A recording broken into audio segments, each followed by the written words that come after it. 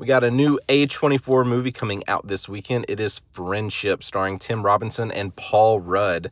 Tim plays Craig, who is a businessman, a family man, and kind of a loner, but he meets his new neighbor, Austin, played by Paul Rudd, and they begin to form this friendship. It kind of goes from them two hanging out to eventually Craig gets to meet some of Austin's friends, but after one awkward night, things start falling apart, and the movie just goes really weird, really fast. And this is a very awkward movie. I would put this in line as my WTF movie of the year, because there are a number of moments that are just so awkward.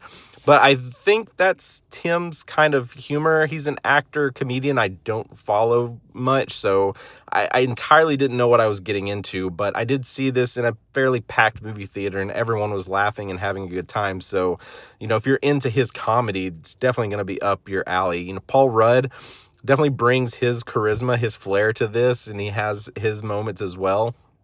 But just seeing their chemistry and how awkward it is, especially the further you get along in this movie, is just very entertaining.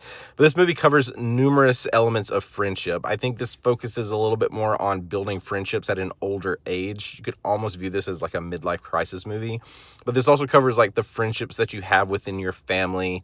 And there's definitely more elements I can get into. I'll try to do a longer review, because there's definitely things that I can see many relating to, and moments that even at a younger age, like when you're forming these new friendships and kind of, what happens through those. It just covers a lot of ground, but it does it in such a unique, very different way.